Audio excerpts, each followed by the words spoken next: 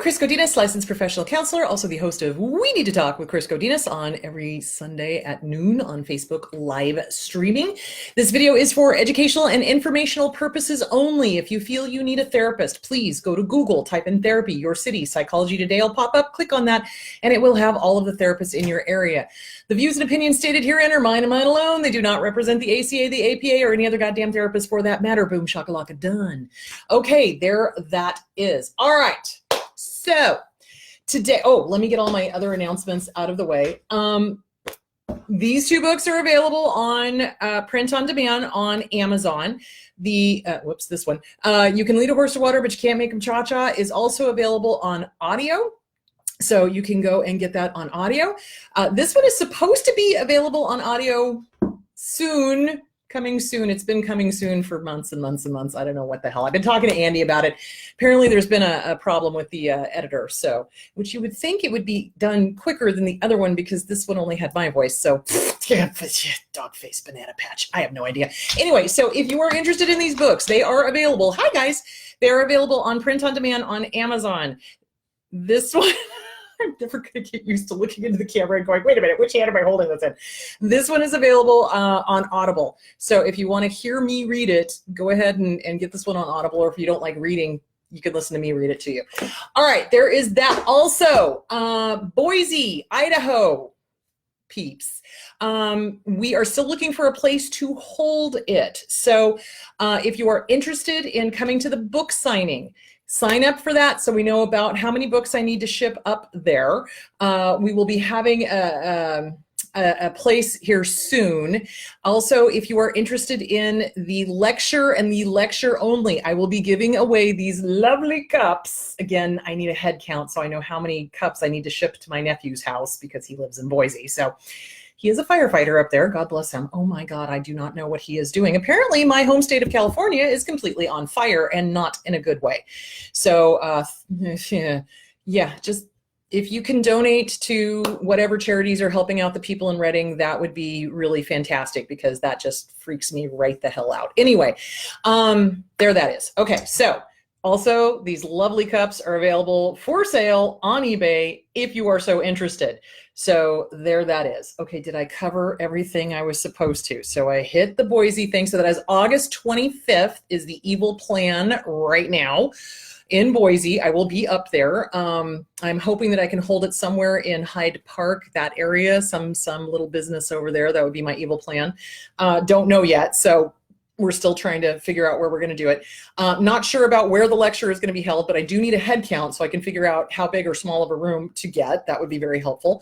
I think that's it. Oh, also I signed up for, what the hell is the name of it? Patreon?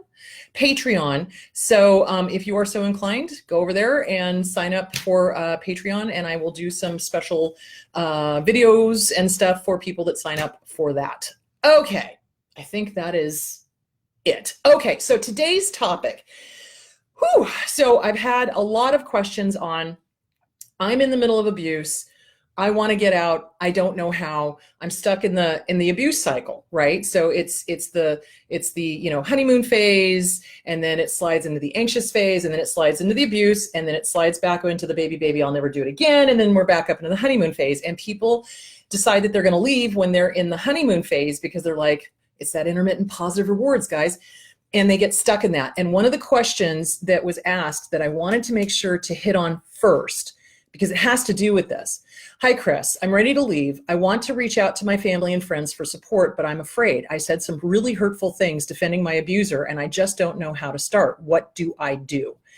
Okay, that is a really good point and a really good question. So here's the deal. Abusers isolate us, get us away from our family, our family, our friends. They allow us to be around their flying monkeys, their family, their friends, but they make sure to tell us that everybody we have chosen as a family or friend is no bueno.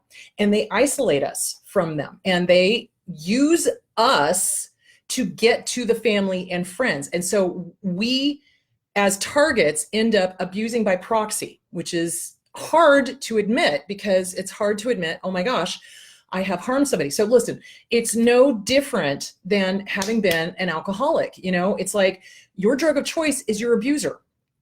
My drug of choice was tequila and rum. So when I make amends, or when I had to make amends, I had to own up to, I put the tequila and rum ahead of everybody else. So here's the thing. You need your support. I cannot say that enough. It is so vital that you reach out to those family and friends that love you. Now, is everybody going to be, open arms and welcoming back the prodigal son or the prodigal daughter? Probably not, because here's the deal. What I do know is that when people try to reach out, they're afraid. That we're terrified. We're terrified of making amends because we know that there is going to be some hurt and some anger on the other party's part. And that's hard to own up to. But here's the deal. When you are leaving in an abusive relationship, now is the time to get your tribe.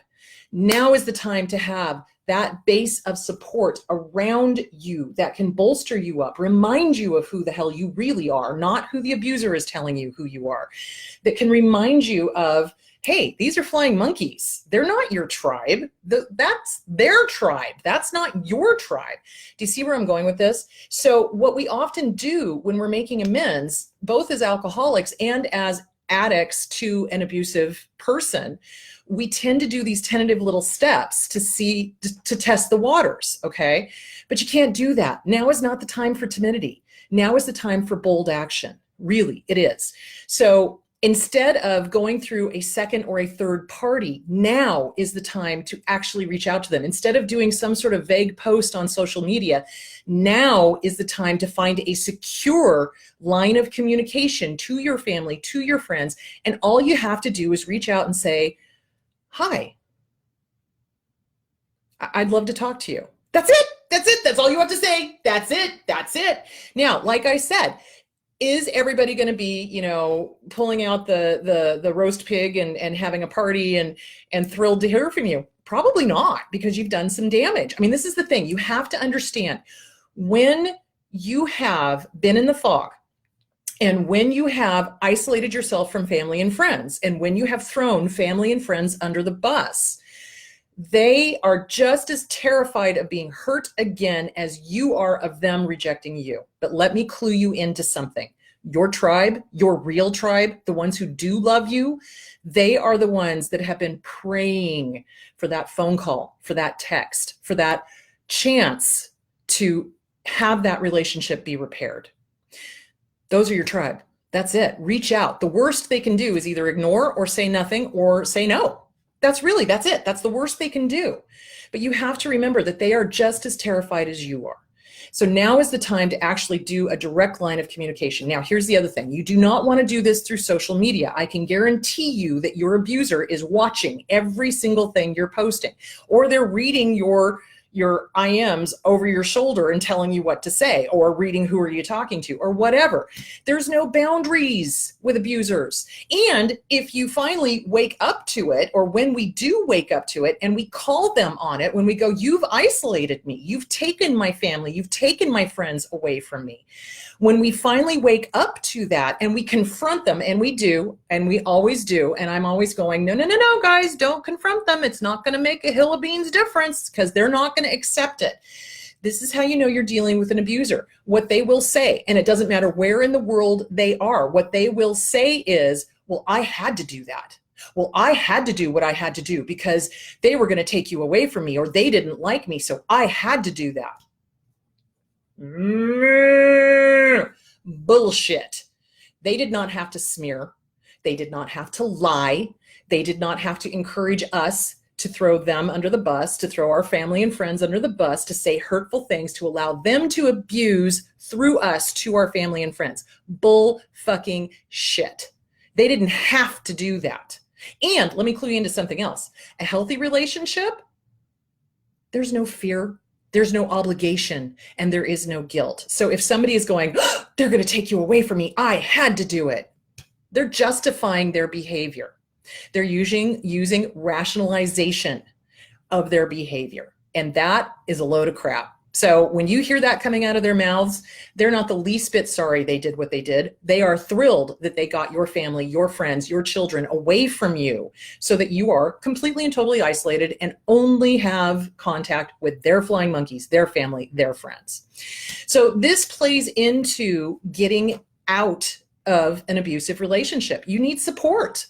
You need your tribe. You need the people who love you, who really do love you, who do understand abuse. Now, here's the thing. The ones that don't get abuse, those are probably going to be the ones that are going to have the harder time reestablishing the relationship with you. The ones who do get abuse are going to get it. But I wanted to read this article because this is, I work with addicts, I work with domestic violence victims, and this is what happens every single time someone goes to make an amends. So the amends is the hardest part. Well, the fierce moral inventory, and then who did we hurt, and then making the amends is the hardest part of recovery, because we have to take personal responsibility for the things that we said and did. Now, yes, we did it on behalf of the abuser, but we did it. We did it. We allowed it.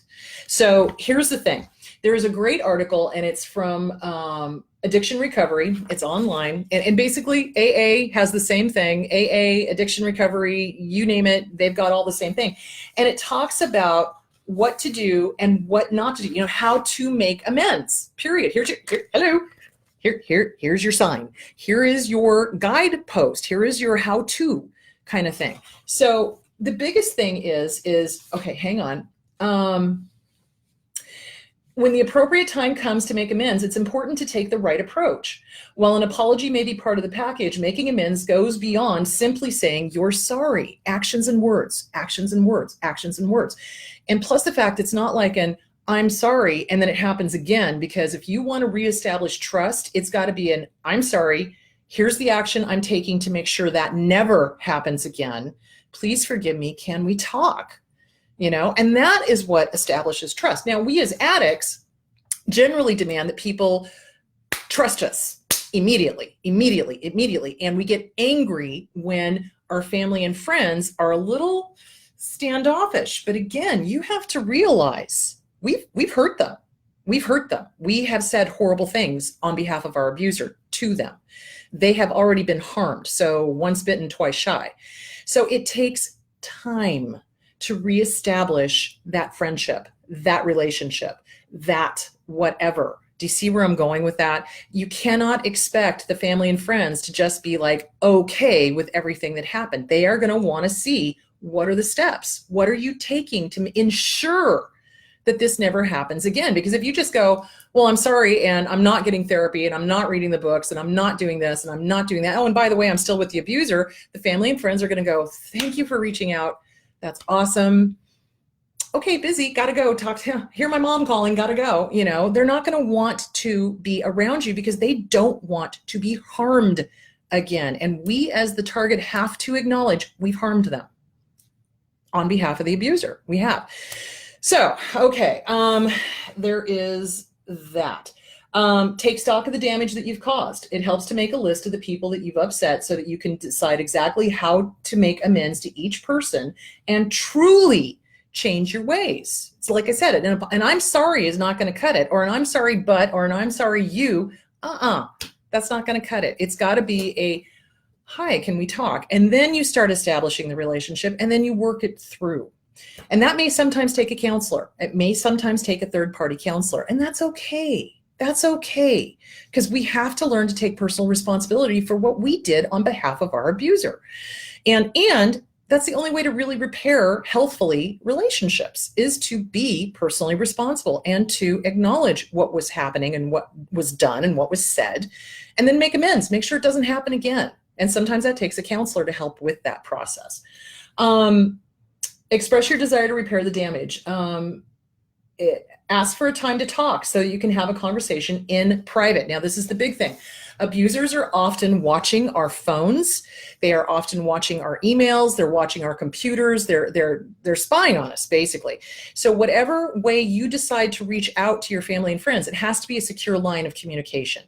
And it doesn't have to be a big thing. It could just be, hi, can we talk? Or hi, I've missed you. Or hi, how are you doing? Or, simple. It doesn't have to be huge declaration in that first contact. Just make first contact. That's all I'm asking. Oh my God, it sounds like an alien movie. Okay. Admit your mistakes. People need to hear that you recognize the problems that you have done and taking responsibility for the behavior. Owning up to your mistakes and apologizing for them will allow most relationships the chance to begin to heal. It can help both parties, for basically the transgressor and the transgressed against, to make the amends. Because why? That builds self-esteem. It's honor. It's taking responsibility. It's being an adult. It is, going, yep, I made this mess. I will clean it up. You know what? I own it. There it is. That is honorable. To sit there and blame and shame and guilt and that's the abuser's game. You don't want to play the abuser's game. Find an appropriate way to remedy things. So obviously talking, that kind of thing. Be patient about regaining people's trust. It's not unusual for people who are recovering from an addiction to think that they now that they've turned a corner, that other people should trust them right away. No, that's not going to happen, guys. That's not the way it works. That's not the way our brain works. When we've been harmed by somebody or something, we're at arm's length. We're kind of like cautious optimism, but you're over here and I'm going to be over here until you show me through your words and actions that they match and that you're serious, and this will not happen again. So making amends. Yeah, this is something. And why, when we're thinking about leaving the relationship, because making amends is a critical part of any recovery process. Taking responsibility for your mistakes helps repair relationships and helps you move forward and regain a little self-respect. So anyway, this is a great article. It is on addiction recovery, how to make amends. It basically lists a step by step on how to do it. So this is important when we are in the middle of an abusive relationship and we recognize that it's time to leave. How do we leave when we're in the middle of it? How do we leave when we're sucked into that the abusive time clock? It's like, it's like I was going to say digital. It's not, it's analog. The analog clock, so 12 o'clock is where you meet the person and they love bomb you. About 4 o'clock, the mask starts slipping. 6 o'clock is when they start abusing the crap out of you. Then you go, oh, hell no. And then they go, oops, oh, no, sorry. I love you. Let me love bomb you again. And we're back into the vicious cycle. So what happens with most targets of abuse is they recognize that they are done, but the abuser keeps the cycle going. And so when the abuser then flips into the part where they go, oh, baby, I'll change, I'll go to therapy, I'll do this, I'll do that, then our little addicted brain goes, oh, they've got it, they understand, et cetera, et cetera. And like I said, though, so when you confront them on having isolated you, they will, every single last one. I cannot tell you how many times I have heard this. I had to do what I had to do. No, they didn't. So they're justifying. So yeah, so they will try to flip it around and be the victim and make you wrong for missing your family and friends. Your family and friends are going to be your safety net. They're going to be the ones that can help you both emotionally and physically. So these are the people you need to reach out to and reestablish the relationship. Yes, while you are still in the abusive relationship, because you're going to need them. You're going to need them. You're going to need them on so many different levels. So, all right. So we've recognized that the relationship is not healthy. Okay. Now we're thinking about leaving. So this is another question that I got, and I don't need to read it because it's a common one. Well, the other one was a common one, but the question was basically like, how do I secure my computer? How do I secure my phone? How do I make sure that I'm not being tracked? What do I do about keystroke loggers? What do I do? So, okay, here's the deal. When you are using your computer or when you have electronic equipment, if the abuser is savvy enough, they will probably put either a keystroke logger on it or they will do some sort of tracking device so they can see if you're running off to go get a new bank account, because that's going to be one of the suggestions I'm going to give you. So my suggestion would be is if you suspect that in any way, or they put on devices that will turn on the microphone and they can hear what you're saying. So when I have people come to me that are leaving an abusive relationship and they're just in the planning stage, I make them leave their phone out in the physical therapy room in a drawer, because I don't know whether that abuser has got the tech savvy to turn on the microphone and listen in and hear what we're talking about. Plus the fact I work in a physical therapy office. So I always tell them, it's like, does your abuser know you're seeing a therapist? No. Great. You tell them if they bring it up, you're going to a chiropractor. Oh, there's a method to my madness, kids. Anyway, so yeah, because they're going to, if you tell them, here's the big mistake. Here is the big, so much, good God. We run back to our abusers and we tell them everything. And that is a huge mistake. You have got to stop doing that shit, because they'll figure it out that you're planning on leaving them, and they will sabotage it because they don't want their favorite punching bag to go bye-bye or their favorite meal ticket to go bye-bye. They don't. So you've got to stop running back and telling them what you're doing, what you're saying, et cetera, et cetera. Now, if I have a client that comes in and says, yeah, they know exactly where I'm going, they know I'm seeing a therapist, I go, great, tell them that you're working on self-esteem. That's it. That's it. Don't tell them anymore. So that's what I have them do, because you cannot tell the abuser the truth, because they'll sabotage it. If you tell the abuser, yeah, I'm working on a safety plan, and yeah, I'm working on understanding abuse, the abuser is going to make damn sure that you do not go to therapy. They will sabotage it. If they hear in any way, shape, or form that you're on to them, they will sabotage it. They will then decide that they are the therapist. They know more than anybody else, and they'll start using psychological terms wrongly and try to convince you to not go. So you don't want to tell them why you're really there. You want to come up with something else. Oh, I'm working on the grief over my dog Fluffy, or I'm working on my relationship with my mom, or I'm working on, anything. But you do not want to tell them that you're there to get yourself free of the fog so that you can get the hell out. Okay, hang on. I want to see if we have any questions. Hi, everybody. My soon-to-be ex-narc husband moved in with my narc mother after I told him to stay away from her and told her to stay away from him. Disgusting. Yeah, flying monkeys, guys. Flying monkeys. So when we are getting ready to go, you not only have to worry about the abuser, you have to worry about the abuser's friends and the abuser's flying monkeys and the abuser's family, because trust me, none of these people are on your side. None of these people are on your side. They're backing the abuser. They're flying monkeys. So you want to start distancing yourself, but you're going to have to do it very carefully, because abusers catch on to when you are being distant. They can tell. They can tell when you start pulling away. They can tell when you're done. They can tell. And then they start pulling out the stops, and they start trying to sabotage left, right, and center. I was surprised when I made amends how many came back with open arms. Not everyone, but most. Yes, that's what I'm saying. And it cannot be, like I said, you don't want it to be a through a third party, through a second or third party, or by posting something really vague on social media.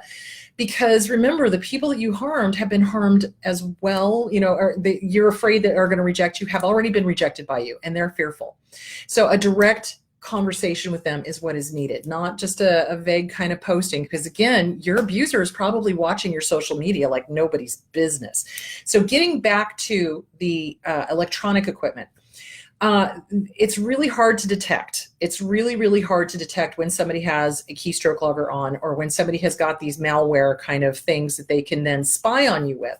So if you are unsure of your electronic equipment, don't fucking use it for your escape. Don't. It's not worth it. Go to the library.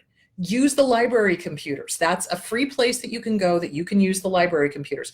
If you don't want them to know where you're going, leave your phone at home if you can. If you can't, then when you go to see your therapist, or when you go to talk to a lawyer or whatever, leave your phone somewhere else. It's like, have somebody else take the phone, or something. It's like, don't allow them to possibly track you, and don't allow them to possibly, use that malware to hear what you're talking about.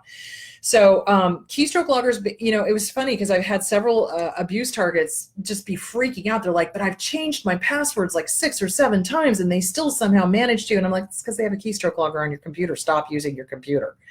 So yeah, they can do things. And it's funny because it's like they will very often pretend to not be tech savvy, but in reality, that's all they do is figure out ways to spy on people and figure out ways to hurt people and figure out ways to.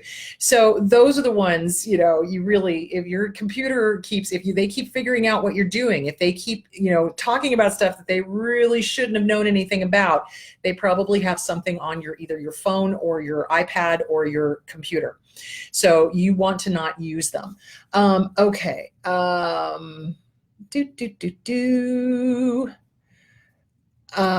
There's a list of terms in case you're not familiar with what I'm talking about. It's over. Somebody on my team posted that. Thank you very much. I have no support. My entire family thinks I am horrible. No one believes what is going on here. In 2013, when I was falsely accused and removed from the home and homeless for 5 months, everyone I reached out to either refused to help in some way or were extremely reluctant to do so. So that's when you reach out to non-family members. You've got to reach out to true family, true friends, a support group, something. And there's tons. There's outofthefog.website on the websites. There's Flying Monkeys Denied, which I'm sure has got resources.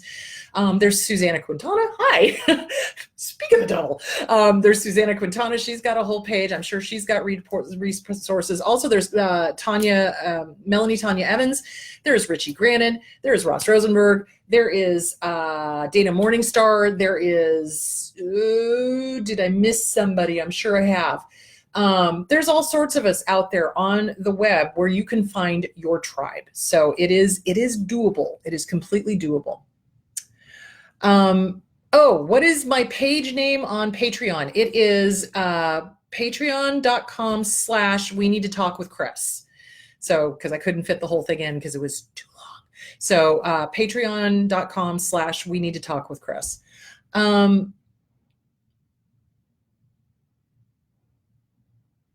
right, hold on. What if the neighbors are abusive? That's a totally different topic. I will cover that probably in a one-off. If you could email me, or not email me, IM me on We Need to Talk on Facebook and ask that question. I'm going to do a one-off this week because I've had so many questions lately. I want to do an extra video.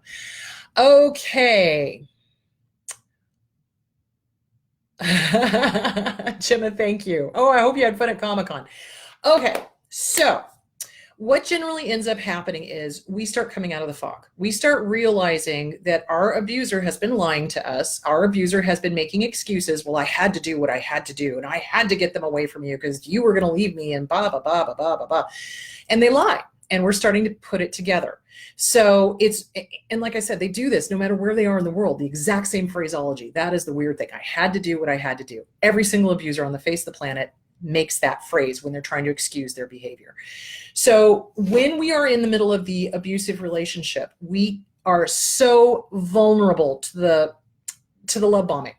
Because remember, just like a heroin addict, man, when that love bombing happens, that little kid inside of us who desperately wants to fix that original wound goes, oh my God, they love me again. Everything's great. This is going to be fabulous. It's going to change. They're going to get help. Da, da, da, da, da, da, da, da, da, da, da, until, of course, they flip. They realize you've bought back into drinking the Kool-Aid again. And now they're back with the mask slipping, and now they're back with the abuse until, again, you say no and you're ready to leave. And then the whole cycle starts all over again. So the most vulnerable stage for us is the love bombing phase. It's the honeymoon phase. It's the baby, I'll change. Everything's great. I'm going to love bomb you, love bomb you, love bomb you.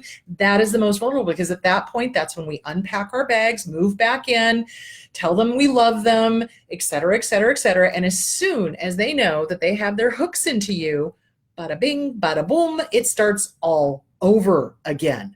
It's the never-ending cycle of abuse. Never-ending cycle of abuse. This never changes, guys. They don't get better. Listen to me now. Believe me later. They do not get better. They get worse. They get worse with age. They get more dangerous because, they're cuckoo for Cocoa Puffs pretty much. So, okay. I'm about to be on the streets with my daughter because my narc husband that I keep telling him I'm divorcing him. I'm confused. He's saying move in with him will allow me to keep my disability money or the streets. Get to a women's shelter. Get to a women's shelter. Just find a shelter. There's the Women's Resource Center. I'm sure there's one in your area. Try that one. You've got to start relying on other family, other friends. Reconnect. I cannot push that enough. Reconnect with your family and friends. It's a must.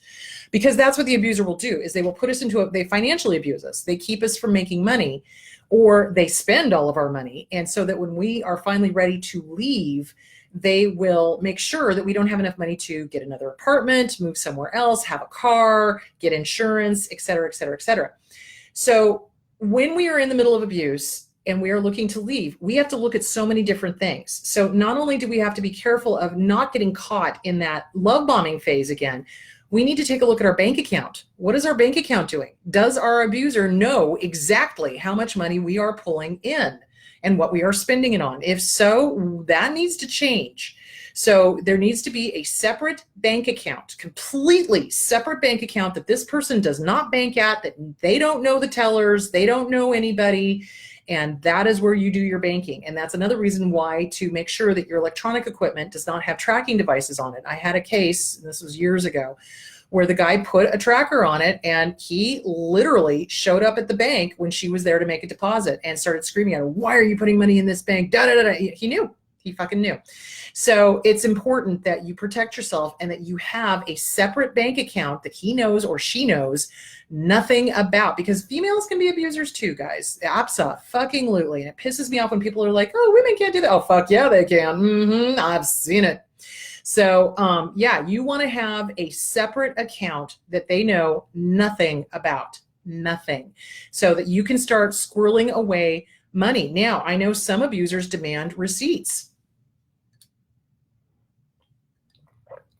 So you're going to have to be creative about that and literally save your change. Save your change. Put it into the bank. It does add up over time.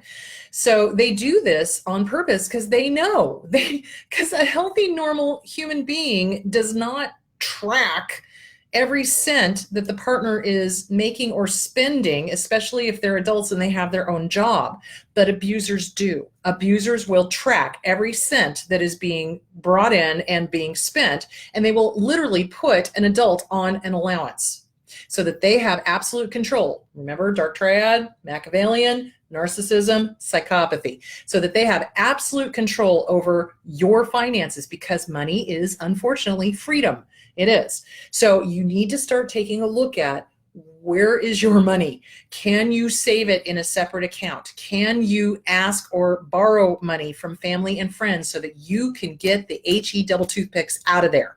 Okay. And especially if there's physical abuse going on, you need to get out, get out, get out, get out, get out. Don't wait. Don't wait. It gets worse. And women die thinking that it's going to get better. And men die thinking it's going to get better. It doesn't. They get worse. They get worse.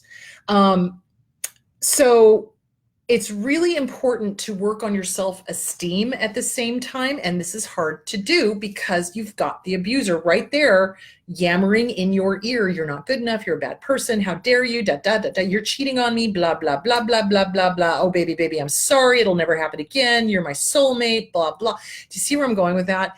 So survivors of abuse have a huge amount of fog going on, a huge amount of cognitive dissonance, because every fiber of their being, especially when we're getting ready to leave, knows that we have to get out. But yet the abuser is telling us the polar opposite. No, no, stay. I love you. Da, da, da, da, da, da, da. It'll never happen again. I'm so sorry. Blah, blah, blah. But you made me. I'm so sorry. But well, I had to do what I had to do. Do you see where I'm going? So, you know, it's really difficult for survivors of abuse. And it's frustrating for the family and the friends, because they're watching from the outside. Trust me on this.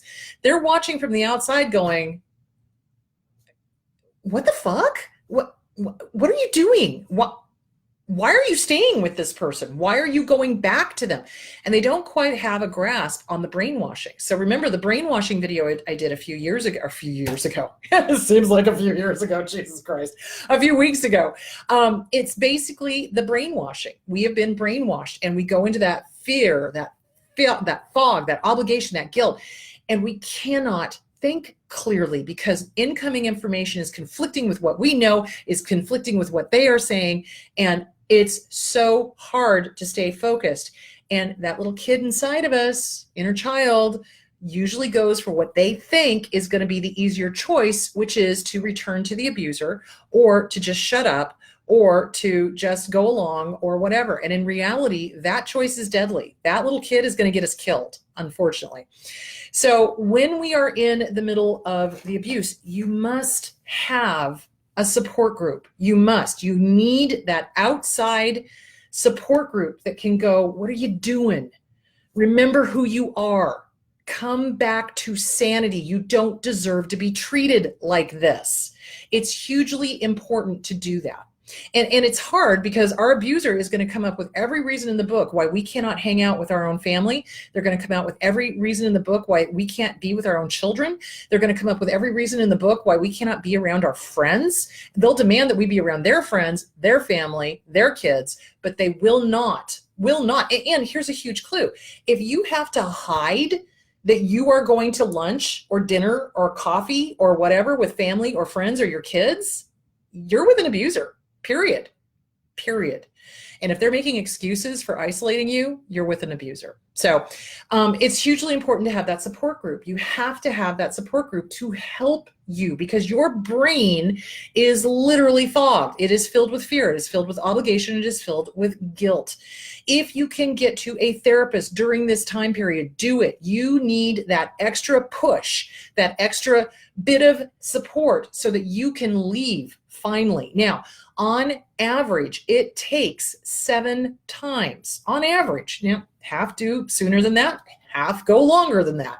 But on average, it takes 7 times of the target of abuse actually walking out the door or saying, it's over, we're done, before it's over and done.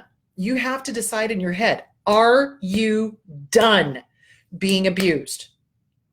And I have asked that of women that were in the middle, and men that were in the middle of leaving and thinking about leaving, and they will sit there and they will go, but I want to be done. Well, that means you're not done yet, because it's a pretty cut and dried answer. Are you done or not? Really? So that's the question that you have to ask yourself. Are you done? Are you really, really done? Are you ready to leave? And are you ready to be done with your abuser? Now, the other thing that happens to targets of abuse when they're getting ready to leave, when they're in that pre-contemplative state, is that they start running through all of the what ifs. Well, what will my family think? What will my friends think? What will his or her friends think? What will this person think? What will the children think? What will, and you've got to stop. You've got to stop. It doesn't matter what anybody else thinks. They're not living it. You are. So it doesn't matter what other people think. What other people think is none of your damn business. What matters is, are you done? Are you done? And if the answer is yes, then get the fuck out. Period. Shit's going to go down, guys. It is. Things are going to get weird. I promise you that will happen. Absolutely. Is this going to be fucking Disneyland and awesome? No, it's not. It's going to be hard. It is. But your life will take off once you get the abuser out of your life for good and you start working on the original wound and stop running to dating sites and finding some other person to try to fix this. Because what you got over here with the original wound is half of a shit sandwich. Then you go on to a dating site that has a bunch of fucking predators on it. Now you found the other half of the shit sandwich, and guess what? Boom! One whole entire shit sandwich. Don't do it. Doesn't taste good. Don't recommend it. You got to fix the original wound. You must face the fear of being alone. You have to face the fear of the original bullshit that you had to go through. Because guess what? This was not your fault. You were a kid. You were a kid. Whoever the caregiver was, that's their fault. So we need to start working on the PTSD, the CPTSD. We have to work on the original wound. We have to work on the assumptions that we made about who we are in this world based on a dysfunctional, fucked up caregiver. Whew, a little passionate about that. Okay, so basically, when you are in the middle of leaving, when you're in the middle of the relationship, you have to detach. You have to detach. You have to not fucking care what the abuser is thinking or feeling, because they don't. They don't care about you. If they did, they would not have isolated you from your family and friends. They wouldn't have taken your job away from you. They wouldn't have made you financially dependent. They would not have, smeared your kids to you. They wouldn't have smeared your family to you. They wouldn't have smeared your friends to you. They wouldn't have done any of the things that they've done. They would not have done those things that they had to do. Bullshit. They wouldn't have done them, because healthy, normal people don't have to do that, because they're secure in themselves, and either the person loves them or not. And if they don't, okay, their loss. Seriously. So, okay. Where was I going with this? Okay. So you have to get a separate bank account. You have to start finding people outside of the relationship that can support you, that could be willing to take you in. Do you have a place to go? If you don't, then you get a hold of a women's shelter. You call women's resources. You talk to your county. You talk to your city. You talk to your state. You find out what the resources are for domestic violence victims. Catholic Charities offers free, listen to me now, believe me later, free counseling for targets of abuse. Do it. Jewish Family Services, same thing. If you are a domestic violence victim, check out their free services for the domestic violence victims targets. Oh, I'd rather use targets. Anyway, the point being is, this is what we need to do. You cannot just sit there and think that everything is going to fall into place and you're just going to walk out and it's going to be great. No, you have to plan this stuff. You have to have a safety plan. What is your safety plan? What if this person loses it? Let's say they're violent. Let's say they throw stuff at you. Let's say that they're a rager, which most abusers are. Let's say they're keeping you up until 2, 3, 4 o'clock in the morning, screaming at you because you're not doing what they want you to do. How are you going to get out? You've got to, when you make your safety plan, when is the safest time for you to leave? When are they at work? How can you make your escape? Who can you go to? Who can you call? Who's your safety net? Who's your support?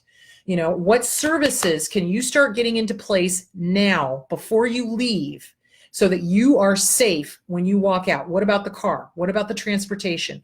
What about, these are all things that we have to think about. And it is overwhelming. It is. It absolutely can be. But if you've got support, if you've got a therapist, if you've got friends, it's not as overwhelming as it would be if you were doing it all by yourself. Does that make sense? So, okay, hold on. My narc 30 years in AA never made amends for any of the harms he's done to me. Told me he liked himself and didn't want to change or go to therapy, which is a huge red flag. When somebody says, I'm not going to therapy, and here's the other thing, guys, you never want to go to therapy with an abuser. You do not, because they will take whatever is said in therapy and they will use it against you to hurt you. So don't do it. Go to therapy for yourself. So if a partner absolutely refuses to go to therapy, guess what? Here's your sign. You're dealing with an abuser, because a healthy, normal person would be like, wow, our relationship is off kilter. Let's fix this. Great. I will go with you. Yes, I will take responsibility for my 100% responsibility for my 50% of the relationship. That's what a healthy, normal person does. What an abuser does is blame, shame, guilt trip, shift responsibility, never once taking responsibility for their own stuff. And that's why they don't go to therapy. If they do go to therapy, they'll go 1, maybe 2 times, 3 at the most. And then as soon as the therapist goes, what's your part of this? They're like, fuck you, I'm out of here. You're a horrible therapist, because they don't want to take responsibility for it. Plus the fact, if you're a good therapist and you know the signs to look for, you do not do couples therapy with the person. You just don't. So anyway, there that is. They own nothing. They will not take accountability. Absolutely. So now, okay, so I'm seeing some stuff about, hoovering through third parties. So what I was talking about was different. I was talking about the target of abuse themselves trying to reach out to the family and friends, and because of the fear, they may be trying to do it through third parties, or they may be doing vague posts on social media. So, and that's because of the fear. That's because they're afraid of being rejected. They're afraid of the family and the friends going, fuck you, we're done. But the truth of the matter is, like I said, you're going to be very pleasantly surprised, because your family and your friends have been praying for that communication. They have. And the ones that don't respond, or the ones that respond nastily, they're not your tribe. They're not your tribe, but you got to reach out and say something so that they can reach back out to you and the healing can begin. But okay, abusers will hoover through a third party. They will use children. They will use, let's say you leave. Let's say you get out of there. Let's say you're done. They will use your kids. They will call your family. They will call your friends. They will even call your work. They will do all sorts of things to try to get to you. And what you do is you block, block, block, block, block, block, block, block, block, block, block, block, block, defriend, block, defriend, block, defriend, block. You do not allow contact with the abuser to you. You don't. You just don't. And that's another reason why social media, it's like, if there has been a break of relation between family and friends, and in the past you've used social media to get a hold of them, that's why using your phone is better. Because 9 times out of 10, most family and friends will have blocked anybody that, could possibly get to them through you. And they probably have not blocked you, but it'd be better to hear the voice, or it would be better to, see an actual text from you, knowing that it is the person, the target of abuse. Because again, abusers get online and pretend to be the target of abuse, talking to family and friends to cause trouble. So yeah, it's better to do it through the phone, I think, if you can, if it's secure. If it's not secure, then find some other secure way to do it. So, okay. I was not allowed to come back home when I initially left. I had done it once. Once I had done it, I came home and went back. My family would not let me come back. They said, "We will take care of your son, but you can't come back." I left my child with my family and slept in my car for a bit. I think after my family knew I was serious about leaving, they let me come home. Yeah, absolutely. Absolutely, because they get tired of that yo-yo thing. It's like, okay, well, we took you in, we started getting you therapy, you started working on yourself, things were going well, and look, here's the abuser again, and now you're peace out again. You can't do that to people, guys. If you're done, be done. Because your family and your friends will not put up with being harmed over and over and over again on behalf of an abuser. They won't. If they're healthy, they won't. But they will be there for you. And once you show them, again, actions and words have to match, that you are truly done, yeah, they'll be there for you. Absolutely.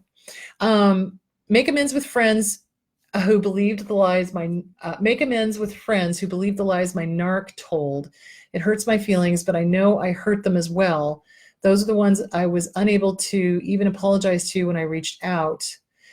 They now see me as drama. Okay, so that's different. That's not your tribe, guys. That's not your tribe, because your tribe will not believe your abuser. Here's the thing. Abusers want to get the target of abuse away from people who see the abuser for the piece of shit that they are. Okay, so they will say and do whatever they need to in order to make us, the target of abuse, to believe that the family and the friends who really see the abuser for the piece of shit that they are in fact the bad guys. When in reality, their fingers are pointing out this way, 6 of them are pointing back at them. Hello. So they will have done a smear campaign, and the target of abuse will have believed it, which is shocking to the family and friends, because we're like, hello, but it's part of the abuse cycle, which is why when we come out of it and we start making amends, you do not have any obligation to the flying monkeys at all. Period. You do not have anything to do with anyone who even remotely believed the abuser. Period. You don't. It's not safe. They'll drag you right back in, and those are not your tribe.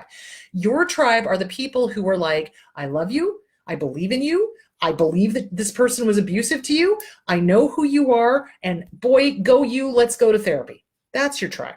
That's your tribe. Okay. He tried hacking into my laptop. The password hint was on. Good. And when you are doing computers and phones and things, you want double verification. You do. So on everything that I have, social media, Twitter, Facebook, everything, I have double verification. It comes to my phone, and or it goes to John's phone. So, it's like, verification, because somebody tried to hack into my Facebook a few months ago, and they couldn't do it because I had the double verification on. So yeah, absolutely. You double verify, you make sure that it is absolutely secure, and you use hints that your abuser will not know. That's another reason why when they get into an abusive relationship with us, they mine us for information so that they can figure out what are some of those hints that we would possibly use. So think of it that way. It's like, don't use anything that you will have told your abuser as one of those hints. You want to use something completely different, okay, that you will remember, but something completely different. Okay. Never use your personal devices for personal use. Get a separate phone and don't use your home computer for your stuff. Yeah, or go to the library. You know, if you can't afford to have two phones, if you can't afford to have a separate computer that they don't have access to, go to the library. Or, you know, if your boss is cool, you could ask your boss, hey, can I use this computer for some personal stuff after work, you know? So, yeah.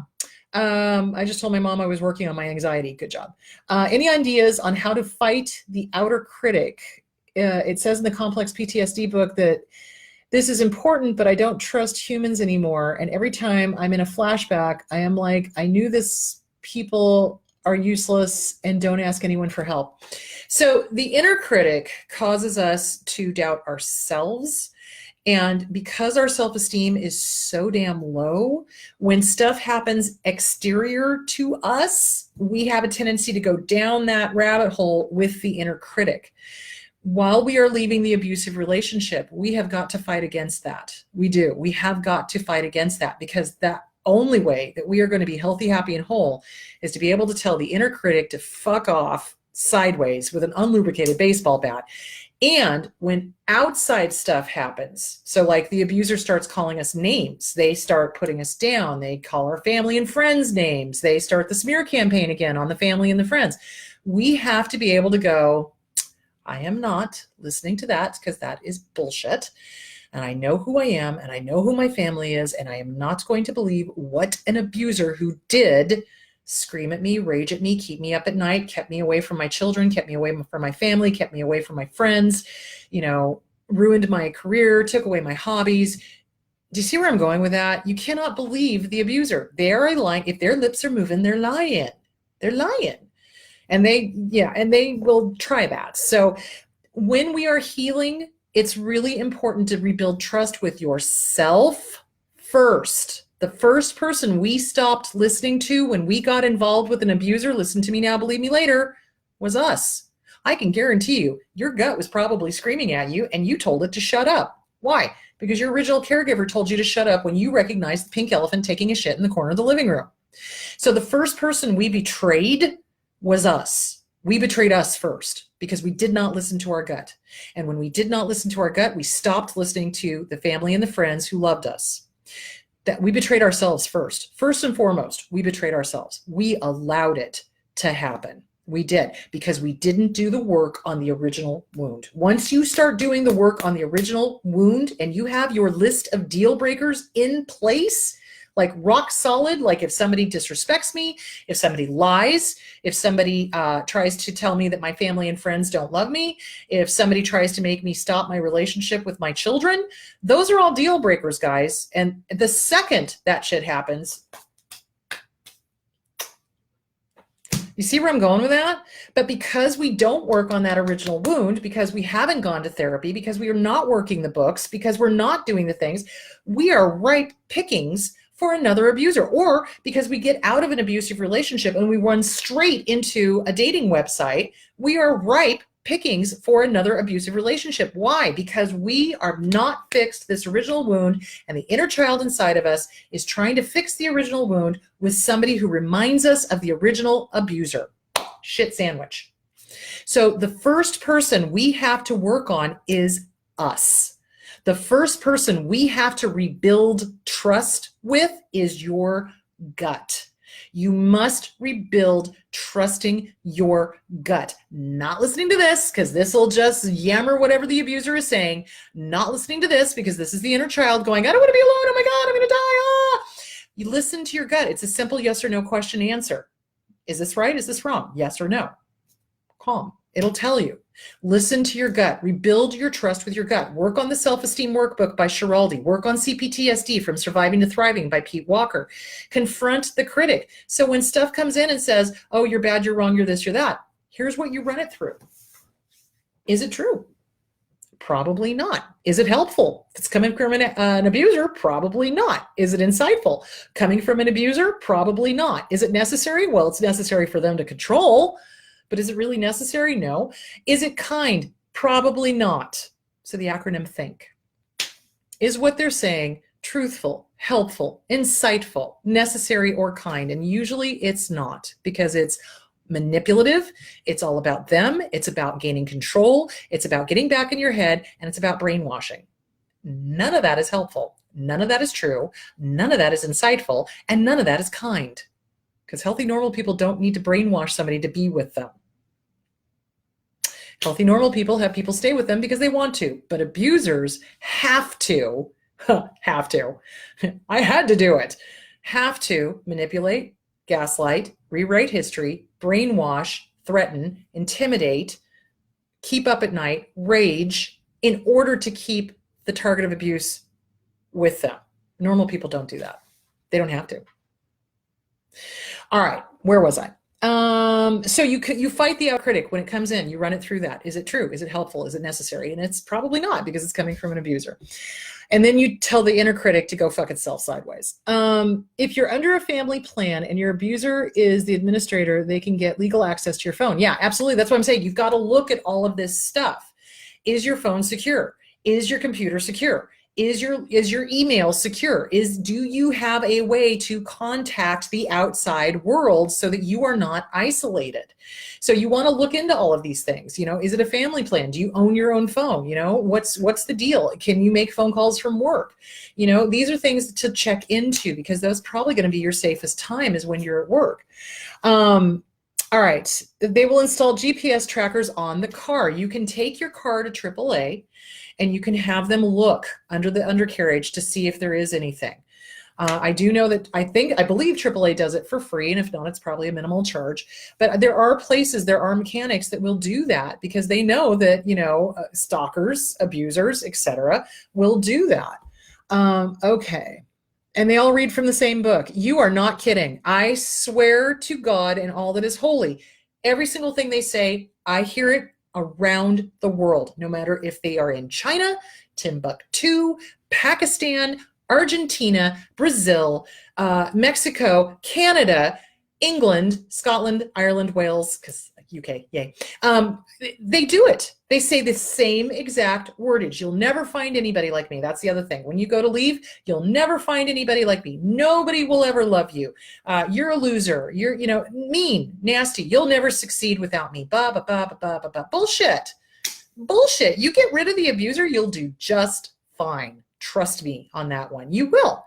But you won't do fine as long as you're with the abuser, because they will continually sabotage you, because they do really not want you to do well. If they did, they wouldn't have isolated you. They wouldn't have smeared your family and friends. They wouldn't have kept you up at night screaming. They wouldn't have, do you see where I'm going with that? Okay, where was I? They follow your every move. Wasn't allowed to take it off. Yeah, absolutely. They'll tell you about it too. It is a hostage situation, guys. It is. It is absolutely a hostage situation. It is called Stockholm Syndrome. And what happens with Stockholm Syndrome is that while we are intensely in the love bombing and the fear and the obligation and the guilt, we make excuses for our abuse. We make excuses for our abuser. Oh, they came from a bad family. Oh, they're having a bad day. Oh, it was my fault. I caused them to rage at me at 2 o'clock in the morning. I caused them. We take on responsibility for stuff that is not our stuff. Read The Disease to Please by Harriet Breaker. Codependent No More by Melody Beattie. Beyond Codependent No More, also by Melanie Beattie. Get those books, read them. It is never our fault for being abused. The only thing we are responsible for is if we allowed them to work through us to harm family and friends. That's our bad. And we need to take responsibility for it. Yes, and the advice is the same if the abuser is a parent. Absolutely. Here is the question. If you were not romantically involved with these people, would you have anything to do with them? Ask yourself that. If it was a parent, if you were not related to these people, would you have anything to do with them? The answer is going to be probably no on both accounts. Act accordingly. Because let me tell you something, if it hurts, it ain't love. It ain't love. It's manipulation and it's control. It's not love. So, okay. All right. Get cash back every time you go to the grocery store and put it away for escape. Absolutely. If you can. If you can. Now, if it shows that you're getting cash back and your abuser is watching your every receipt, that might be kind of dicey. But, you know, again, take what change you can and squirrel it away. Put it in the bank. Don't spend it. Put it somewhere. And it does add up. It really does. So, yeah, start doing that. And if they ever slip up on the demanding receipts, then that's when you go and you get as much fucking cash as you can and you put it the fuck away when they're not paying attention. Okay, turn off your location services on your phone. It doesn't guarantee that they aren't able to track you, but a lot of them will track you on your location services on your phone. Same thing with Facebook. Facebook does that as well. If you find this under the settings in your phone, and you can find it in the security settings in Facebook as well. I had a similar experience when I divorced my ex-husband now 30 years ago. You were not alone. Yeah, you guys, you're not alone. This is the thing. Reach out. There are so many of us out there. There are so many of us out there that have been there, done that. And the ones who have been there, done that are going to be better able to help you than the family members that are just kind of like clueless, that are like, but you should be nice to your abuser, because they don't get it. They don't get it. Normal people don't get it. People who have not been abused don't get it. They really don't, because they can't wrap their heads around the fact that somebody is doing these heinous behaviors on purpose, like meaning to do it. You know, for most people that have not been through abuse, to them, it's like, oh, well, they didn't mean to do it. No, they did. They absolutely did. And that's why I'm trying to educate as many people as possible. Let me put it to you this way. Once is a coincidence. It's a fluke. Once is a fluke. Twice is a coincidence. 3 times or more is a pattern of behavior. Trust it. You trust the actions. You do not listen to the words. You trust the actions. And if this person has systematically gotten rid of family and friends and children, that's not on accident, guys. That is not on accident. Okay. I had to go no contact with my narc parent after many, many years of enduring bullshit and hoping it would get better. Nope, never does.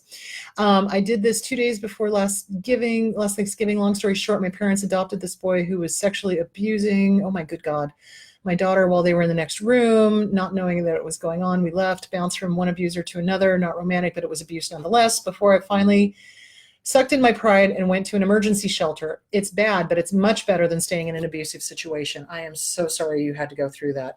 Yes, the shelters, here's the thing. The thing that fucks up more survivors than anything else is our goddamn ego. And it's the same thing with recovery. You know, when you're recovering from addiction, and we are recovering from addiction. We are addicted to that abuser. It's just like when I was talking about a couple of weeks ago. Was it a couple of weeks ago or was it last week with Jess? Must have been last week with Jess. And I talked about how I recognized that trauma bonding had happened like instantaneously. Like, oh, I'm in love with the driver. Wait a minute. Whoa. Hola. ¿Cómo estás? I'm married. What the fuck? It was trauma bonding, but I recognized it. And the reason I recognized it is because I have educated the fucking hell out of myself so that I understand what the fuck my little abused brain was thinking and doing. And I recognized it. I heard it clearly. You know, it's like coming out of my mouth. I was like, oh, wow, isn't that interesting? It's trauma bonding. So this is why education is hugely, hugely, hugely important. And getting our ego the fuck out of the way. Get your ego the fuck out of the way. The ego is going to be the one that is going to tell you that you cannot reconnect with your family and friends because it's afraid of rejection. The ego is going to be the one that's going to be like, oh shit, I have to acknowledge and admit that I've harmed somebody or that I was wrong. Well, yeah, you're going to. You're going to have to. That's the only way to heal. You know, the ego has got to get out of the way. If you cannot get your ego out of the way to ask for help, because think about it, no matter what you're addicted to, whether it's heroin or meth or alcohol or an abuser, asking for help is the hardest goddamn thing to do because our fucking egos are in the way. Kill the ego. Get your fucking ego out of the way and ask for help. It's going to be better. Trust me. on this one. It's going to get you through to the other side. You will break on through to the other side, to quote Jim Morrison. So anyway, yeah, get the ego out of the way. That's the thing that's stopping us from asking for help. That is the thing that is stopping us from going to a shelter. That is the thing that is stopping us, period. Get the ego out of the way. Get it out of the way. You know, trust me, when you start making amends and you start reconnecting with the people who truly do love you, it gets so much better. It really does. I can't even begin to tell you. You will feel so much better. Trust me on that one. It's going to be scary because you've been clinging to the abuse, you know, to the abuser and to the ego for so long. It's going to feel like you're kind of naked. Well, yeah, you kind of are. Well, guess what? That's how you rebuild. And like I said, just like with any addiction, they're not going to immediately trust you. They're not, you know, because they've been hurt. They've been harmed. So it's going to take time to rebuild, but it will rebuild. And you'll be pleasantly surprised the number of people that have just been waiting for that phone call or waiting for that, you know, text, or thrilled that you're reaching out to them. So do it. All right. All right. Okay.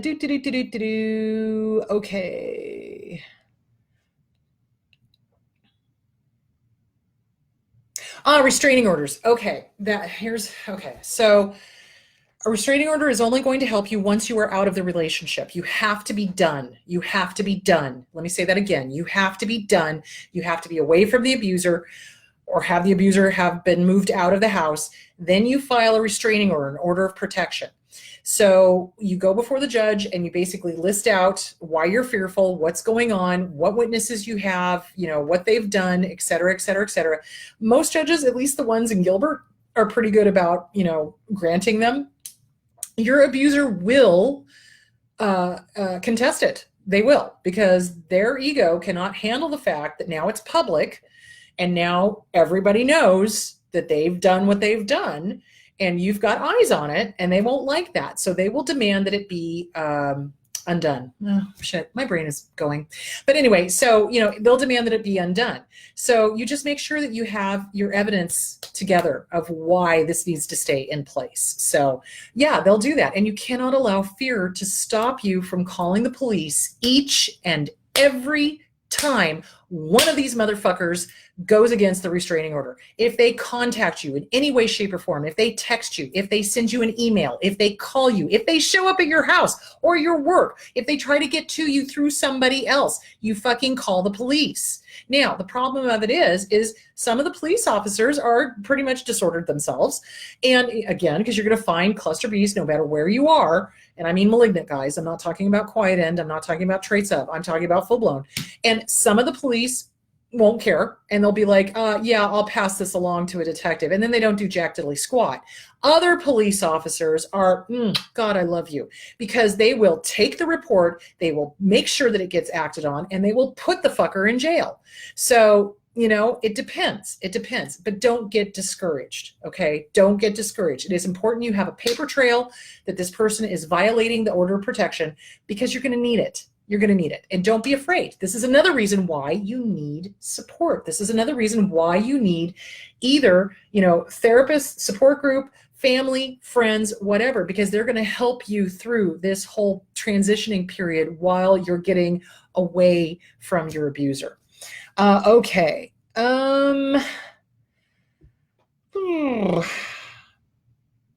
When I still had somewhat of a relationship with my family, I would visit it and was required that I take some of his children and leave mine, or I was timed and given exact money for gas to get where I needed to be and back. The first thing to go was my job, my bank account, my phone, my work, my family, my friends. Oh, my family, my friends, and finally, all of my family. The only person that I came in to check on me was my mother. I figured out his mother was telling him what I was doing while he was gone. We need to ask, what was your mom here for? Yeah, when they know stuff that they really shouldn't know, it means that somebody is being a flying monkey for them, or they have got tracking devices on your stuff. So yeah. Okay. Okay. Also, Google and Snapchat and Norton monitoring used on phones and child phones by abusers. Yeah, so be aware of all of that. Change your route, change your routine. Absolutely. When you finally do leave, you absolutely must change your route, change your routine. Do not go to the same gym that you used to go to. Do not go to the same supermarket that you used to go to. Don't go to the same gas station. Change where you are geographically if you can. If you're on one side of town, move to the other.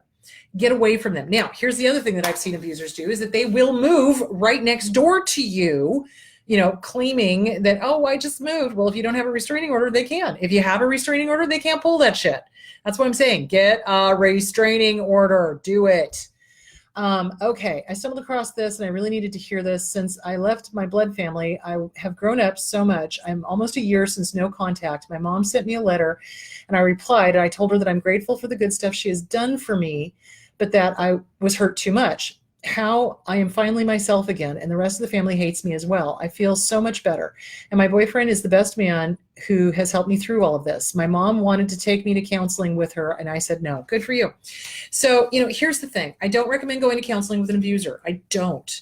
I do recommend going to counseling with a target of abuse who has abused by proxy, because that wasn't them, but they are still responsible for what they said and did.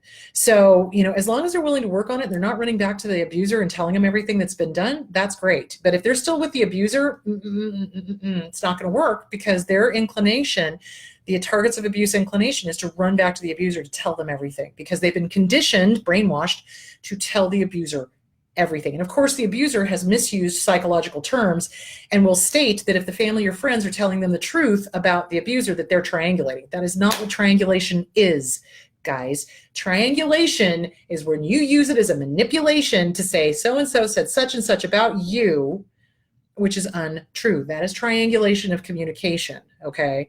That's what that is. Triangulation as in telling your friend or your brother or your cousin, hey, this person is not healthy for you. This is what I'm seeing. That's not triangulation.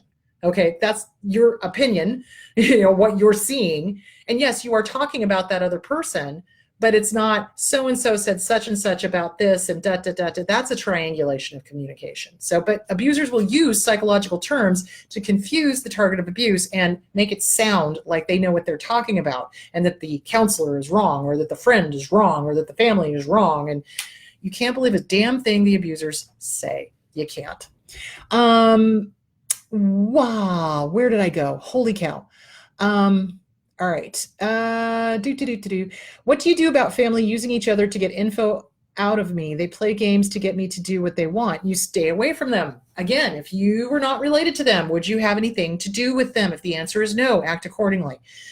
Same thing with an abusive relationship, any abusive relationship, a work relationship, a friend relationship, a romantic relationship, a toxic parent relationship. If you did not know these people currently right now, would you have anything to do with them? The answer is probably going to be no. So act accordingly. My family aligned with the abuser and told each other that I was lying about the abuse. I lost my family over the abuse. So they weren't your true family. They may be blood related, but they were not your true tribe. Go find your true tribe. Your true tribe will side with you. Your true tribe will see the abuse for what it is and will support you. Abso-freaking-lutely. I started driving to supermarkets outside the neighborhood. Also, I went to a different Target store and other shopping places, changed days and times for shopping, banked at all new locations. That's what you have to do. Absolutely. Yeah, the really skilled ones will say, yes, they'll go to therapy and expect you to make the appointment, and will promise and tell you exactly what they want to hear. You don't make the appointment. Don't go to therapy with an abuser. Don't do it. If they say, yes, I'll go to therapy, let them make the appointment, and I can guarantee you it won't happen. So, because they don't really want to go. Or they'll go once or twice and then realize that the therapist sees them for what they are and then quit going. So, okay.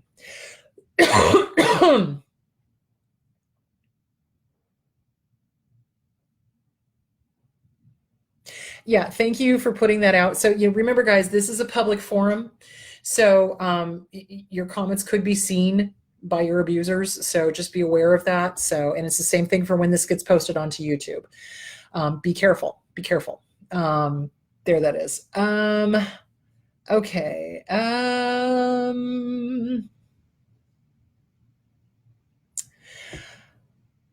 Okay, so the question is should I connect with a family member that plays this terrible game to get the most info out of me? No, no, you don't. Again, if you were not related to them, would you have anything to do with them? If they are playing games, if they are going along with the abuse, if they are part of the flying monkeys and or the abuser, then no, you don't want anything to do with them. Absolutely. So yes, so feeling guilty for disconnecting from abusive, toxic parents or abusive, toxic siblings, fear, obligation, and guilt. It's the fog. Fear, obligation, and guilt. Healthy, normal relationships do not have fear, do not have obligation, and do not have guilt. They just are. They just are easy and happy and fun. That's a normal relationship. An abnormal relationship has got fear, obligation, and guilt. And if you feel guilty about stopping contact with somebody, it's a damn good bet that it's abusive. So act accordingly. Okay. Okay.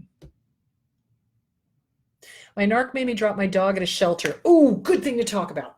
All right, so here's another thing that narcissists do, that abusers do, is that they will use not only children, they will use animals as a way to control and to manipulate.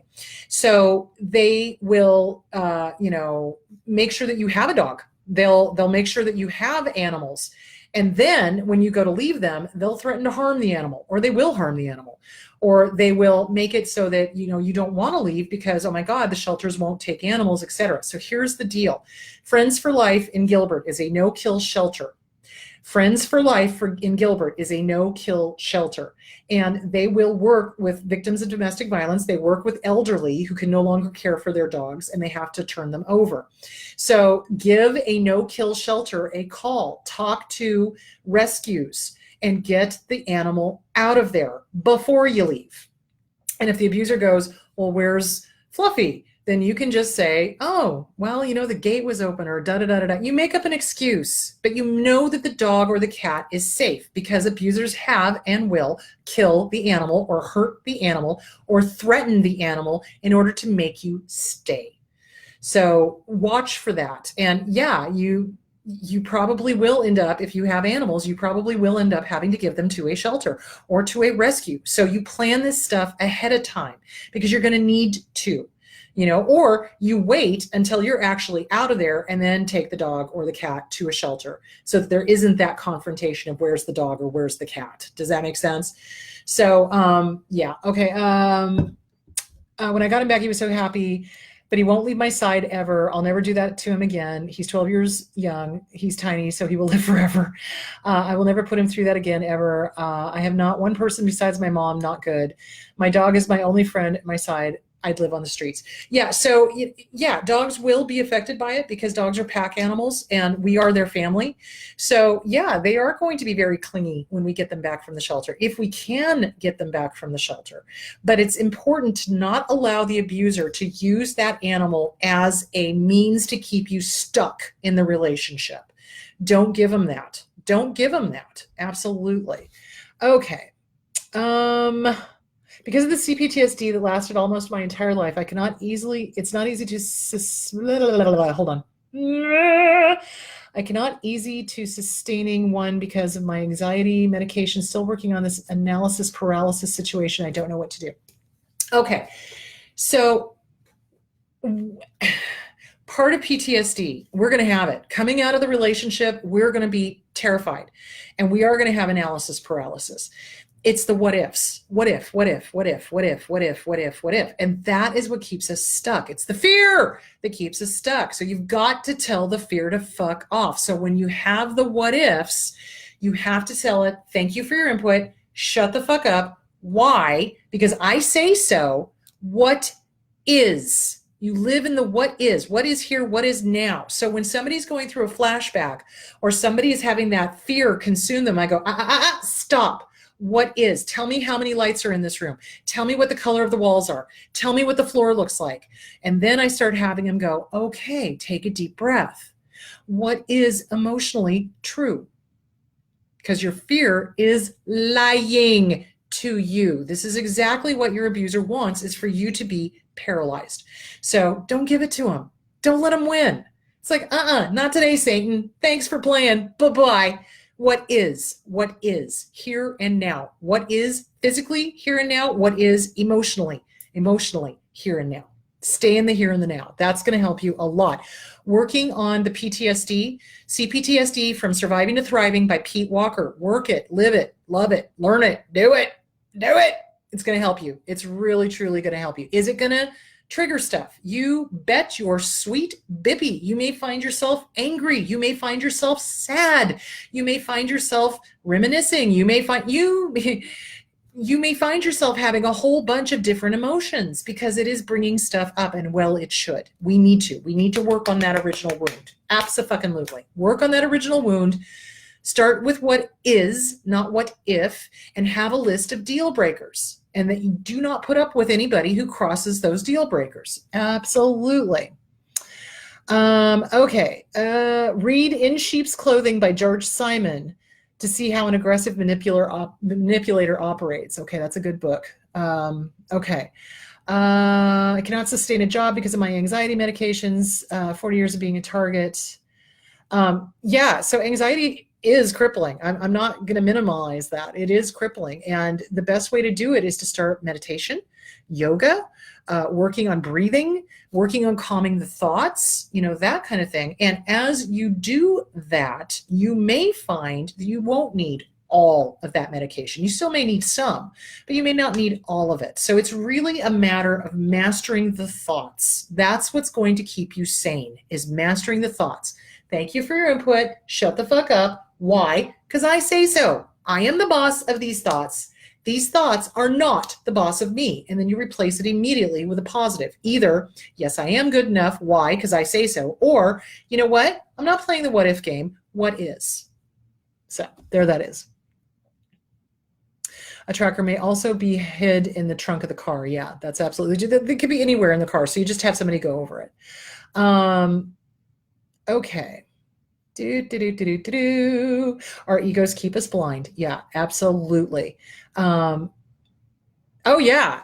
And we are reinforced to not ask for help because the abuser tells us this is between us. Don't tell anybody. This is our little secret. Ooh, creepy. This is, nobody else needs to know. This is between you and me. You don't need to tell anybody else. Bull fucking shit. If you're being abused, speak the hell up. You'll have support. You'll have help. It's out there. But yeah, you're right. The abuser reinforces the don't ask for help thing. The abuser also reinforces the ego. They feed the ego, our ego, up until they start the discard, or they start the devalue, or they start the punishment or the abuse, and then they tear it all down because that's what they love. They love seeing it built up, and then they tear it all down because they're fucking evil. All right.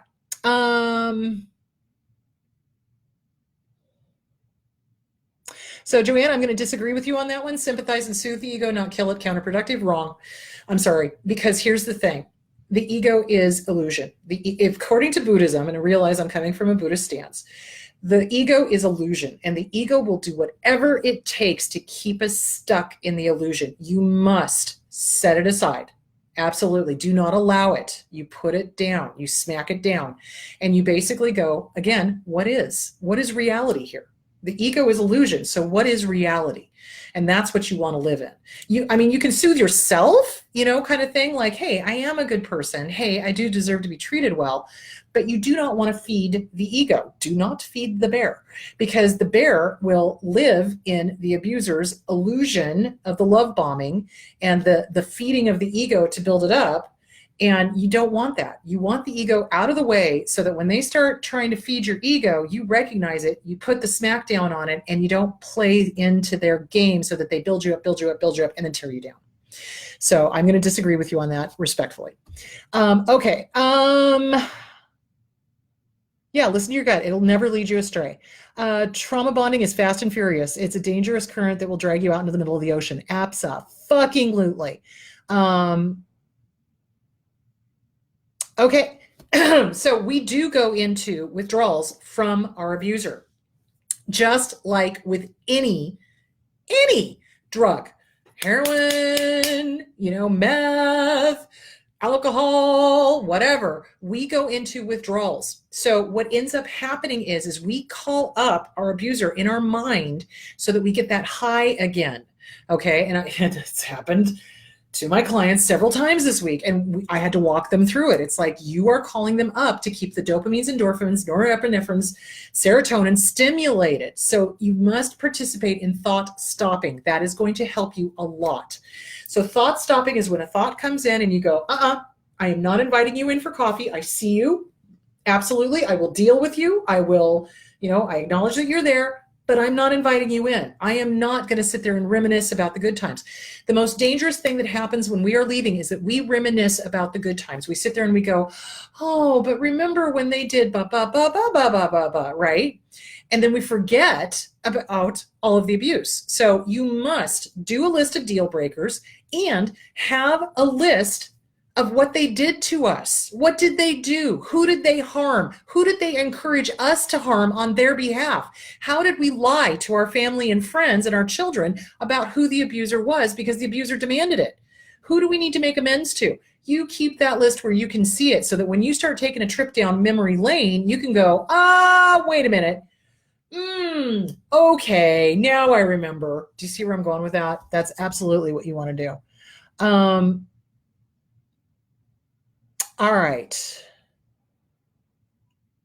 Oh, Shannon, happy anniversary. No contact. Good job. Absolutely. Oh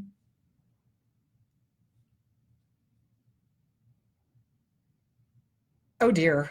Yeah, so when people behave inappropriately, when family and friends demand stuff and they're narcissists or they're abusers, you're not, let me put it to you this way. You are under no obligation to attend every argument that you are invited to. Let me just say that again. You are under no obligation to attend every argument that you are invited to.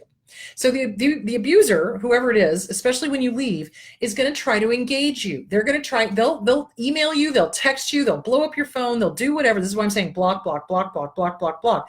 And they'll try to engage you in an argument. They'll try to engage you back into that brainwashing, because the second you respond to an argument, they gotcha. They gotcha. And they'll start doing the gaslighting, and they'll start doing the brainwashing, and they'll start doing the preconditioned behaviors. Remember when I talked about that a couple of weeks ago? You want absolutely no contact with them. When you leave, be the fuck done. Be done. Be done. Are you done? Good. Be done. Block them.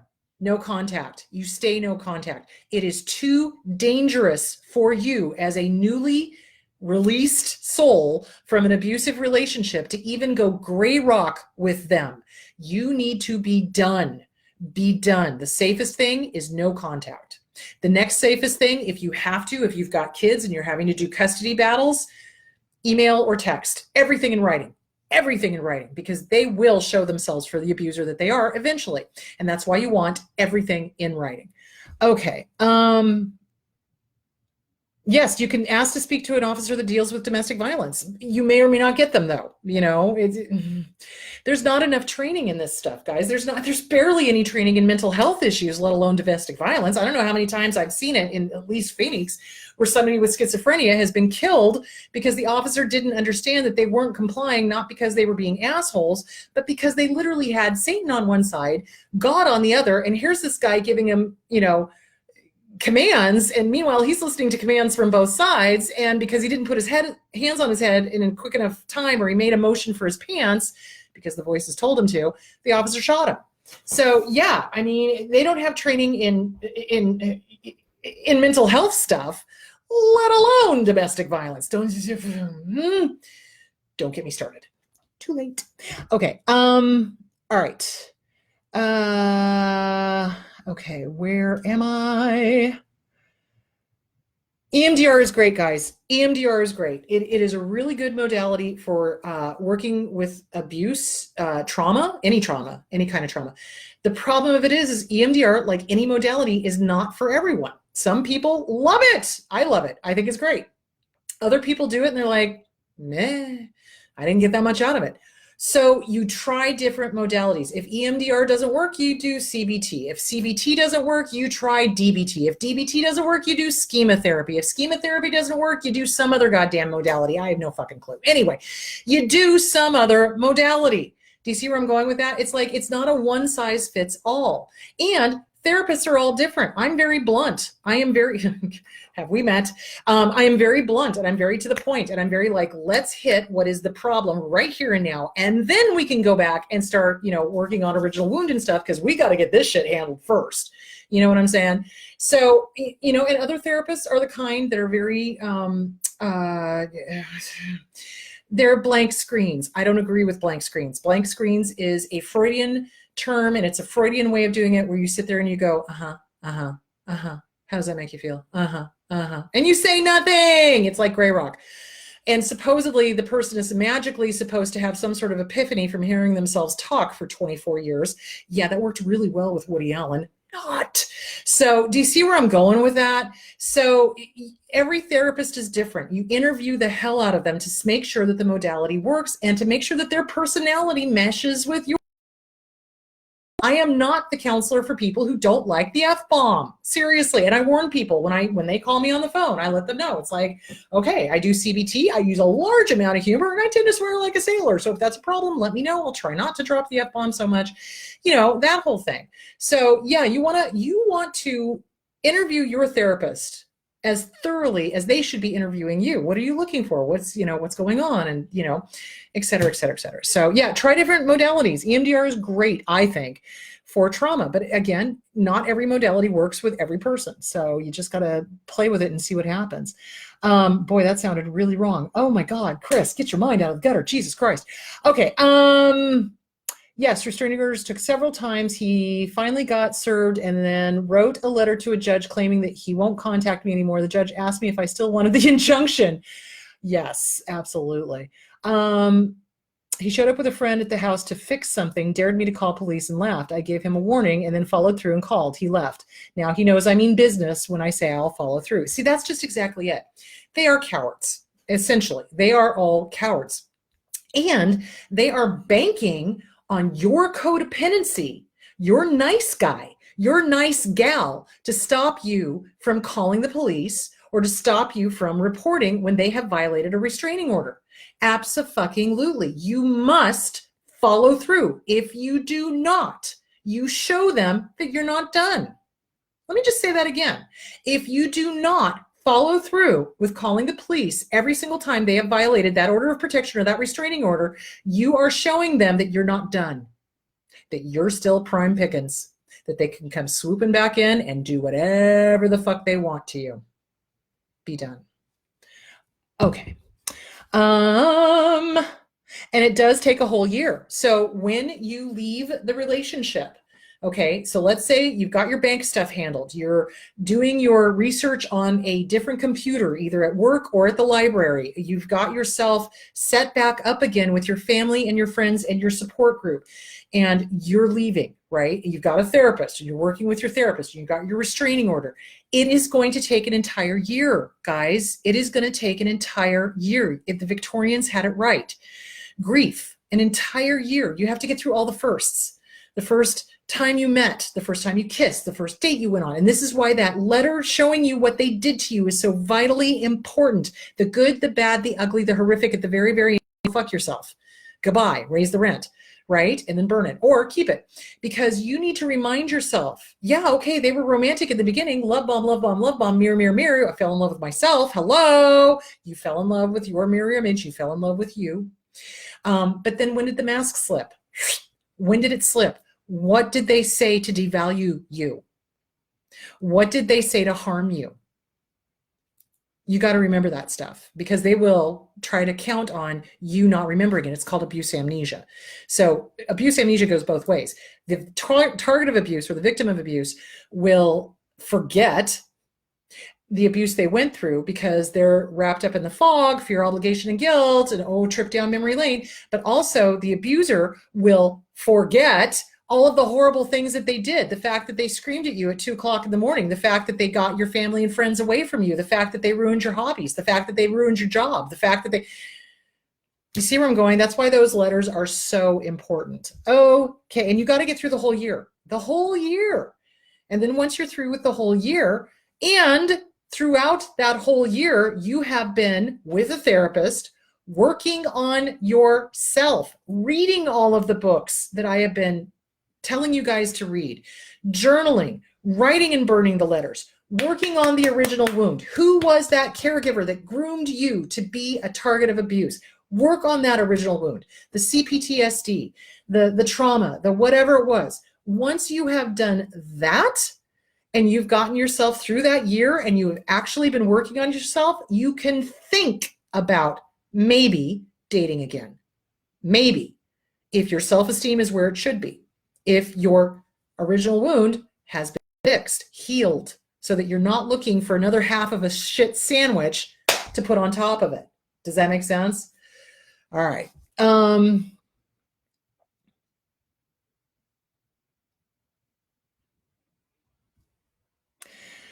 The mother of my little daughter shouted in front of her to me that she won't allow me to see her only because I don't want to enter her house because of a very serious issue from their part. So this is going to have to be another topic because this is huge. Parental alienation. Abusers will keep the other parent away from the kids, and they will involve the kids as pawns in hurting the other party. So that's going to have to be a different topic. Pablo, sorry about that. But yeah, it's real and it happens and you're not crazy. And yeah, they do that on purpose. You should never involve the kids. I will just say that. You should never, ever, ever, ever, ever involve the kids. It's not the kids' fault. It's not the kids' problem. How dare they try to put adult issues onto a 4-year-old? Because that's what they do. I've seen them as young as 4 being dragged into the middle of this fucked up relationship. So yeah, abusers will do that because they don't care. They don't care. They only care about themselves. Me, I, more my genitals. Seriously, that is who they are. So they don't care that they're putting a kid in the middle of it. It's not fair. It's not right. Don't do it. Yeah, you do want to file a restraining order. If there was abuse going on, physical abuse, if there was verbal abuse, if there were threats made, you absolutely want to file a restraining order so they cannot move next door to you. Absolutely. It's 103 outside. Good God, I'm hot. All right. Okay. Wow, I'm only halfway through the comments. This is a little scary. Sorry, guys. I really kind of fell behind on comments here, and it's already 1:35. Okay. All right. Why would a narc suddenly start acting like you've never been around before? For example, you've been to their house many, many times, but suddenly they're acting as if you've never been there before. Is this a form of gaslighting? Yes, it is. Absolutely.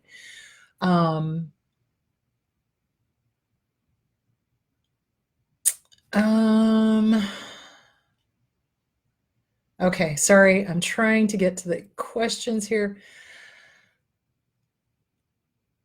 You're very welcome, Kyle. I hope that helps. Do they ever leave us alone, or is it forever living on the edge, waiting for them to try their tactics? It depends on the abuser, okay? So some abusers are so ego-driven and so crazy, quite frankly, that it's called obsessive X syndrome. These are the ones who stalk. These are the ones who are trolls. These are the ones who, even if you've had no contact with them for years, like years and years and years, they will go out of their way to stalk you, out of their way to contact you, out of their way to try to hurt you, because it's all about the win for them. So if you were able to beat them in any way, shape, or form, get away from them, prove that they're wrong, kind of thing, they will sit there and obsess and obsess and obsess and obsess and obsess and obsess and obsess and obsess until they go and they act out.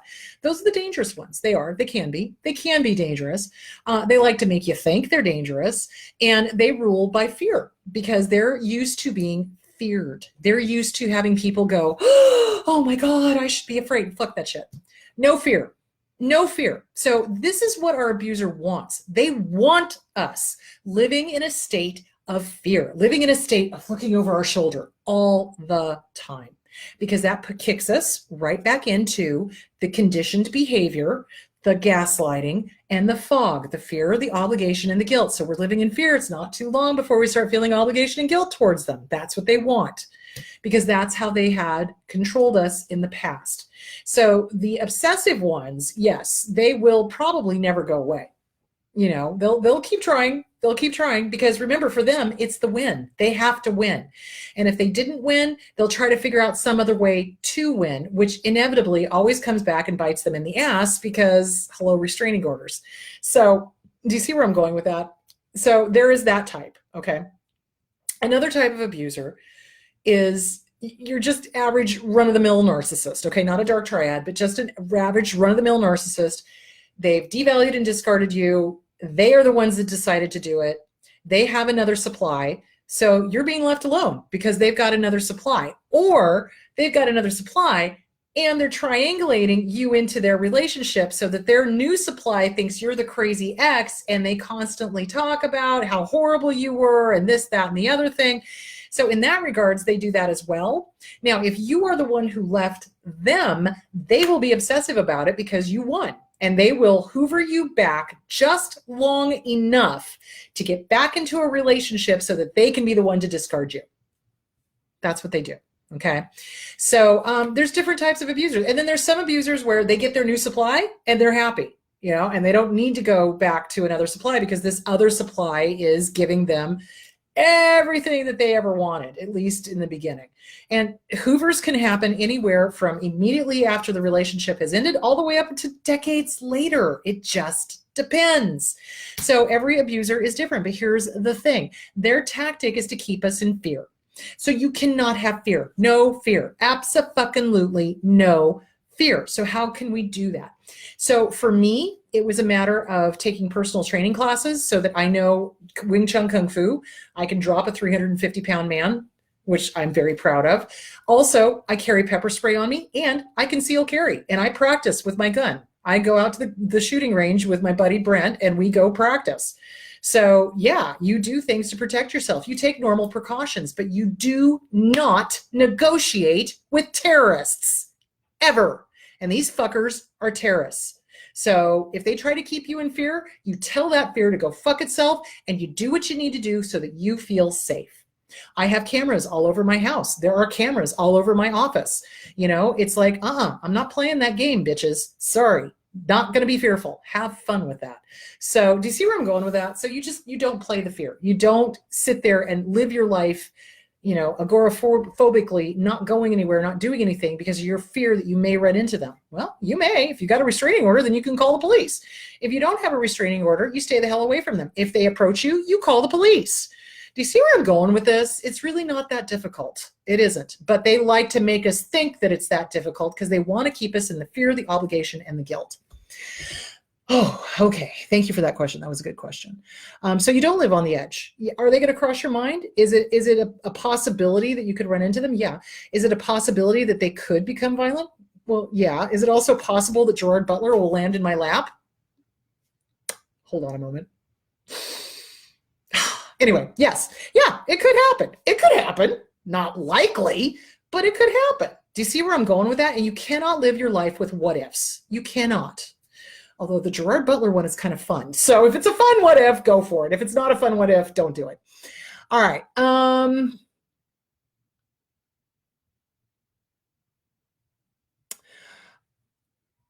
Okay. So fear, obligation, and guilt.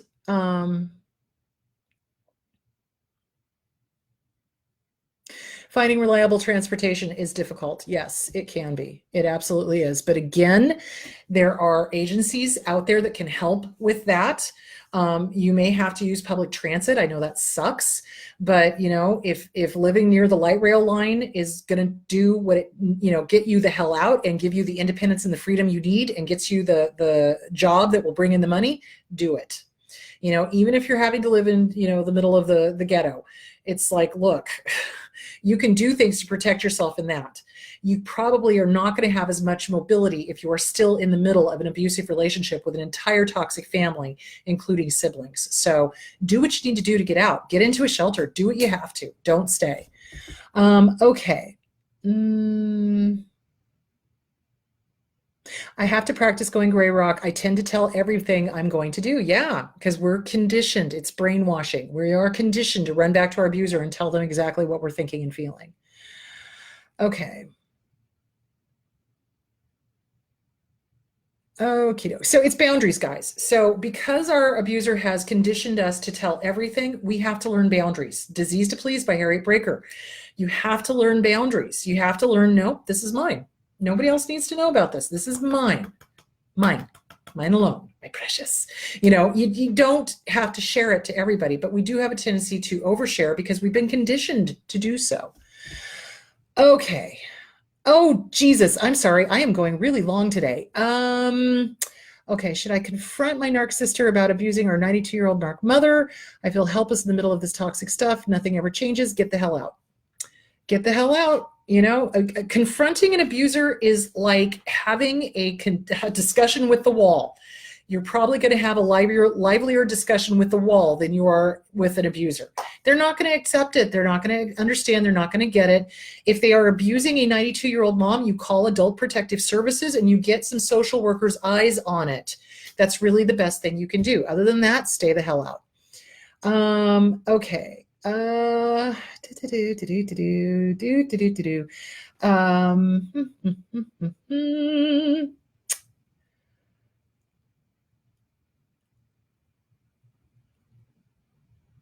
Okay. Trust your gut. Trust your gut, guys. Just trust your gut. Do you send the letters to the abusers? No, no. When you write out your letter, when you're doing the goodbye letter, this letter is for you and you alone. It is not for the abusers. It is not. So in the goodbye letter, you do the good, the bad, the ugly, the horrific, and at the very, very end, you raise the rent. You know what, motherfucker? I am evicting you. And here's why. You son of a bitch, or you daughter of a bitch, or whoever the fuck your abuser was. And you write it all out. You get it out of your head. You get it onto paper. You read it out loud once, you burn it. Or you read it once after you've written it, you put it in an envelope, and you mail it back to yourself. And then you burn it after you get it back. So you never confront the abuser. Get it through your heads, guys. Abusers don't have the emotional cog. They do not have empathy. They don't care. Listen to me now, believe me later. They don't care that you are suffering. They don't care. They're not going to get it. It's not like they're going to read this letter and go, oh, you're right. I was a fucking asshole. I'm really sorry. No, they're not going to get it. They're not. So don't even bother. So this letter is for you and you alone. You trot it out and burn it, or you mail it to yourself, and then when it comes back, you burn it without even opening it up because you've mailed it to you. You've had the sensation of mailing it. So you don't ever engage your abuser, because I can guarantee you your abuser is going to flip it around on you just like they always have, and it's your fault, and I had to do what I had to do, and you're the problem, and you're the reason, and you guns come out, and now you're back in the fog because now you've engaged in an argument with them after you've gone no contact. Don't do it, Frenchie. It's not a good idea. Oy. Anyway, there it is. Don't do it. Don't do it. You don't want to, because they're just going to use that as an excuse to continue to abuse you. This is for you. This is for you to cement in your own mind why you're not still doing your drug of choice. It's just like with an addict. I have them do goodbye letters to their drug of choice, and then I have them, and I respond back to them as if I was their drug of choice. Thank you so much for the beautiful letter. Well, here's the truth. And then bam, and then they get it. They go, oh shit, this is my drug of choice talking to me. This is what it would have done to me. Yeah, it would have killed you. Yeah, it loves seeing you bent over the toilet, puking your guts up. It loves seeing you sweat at night. So let's take that a step further. If I were to respond as an abuser, yeah, thank you for letting me know that I got to you. Thank you for letting me know that I caused you such suffering. It gives me joy, because that's what it does for them. It gives them joy because they're fucking sadists and they're fucking narcissists and they're fucking dark triad, and they don't have the emotional cog. They don't have the empathy. They can't put themselves in somebody else's shoes, because if they could, they wouldn't do the things they have done. Does that make sense? So no, don't send the letter. The letter's for you. The letter is for you to heal you and to cement in your mind why you are no longer partaking of your favorite drug of choice. There we go.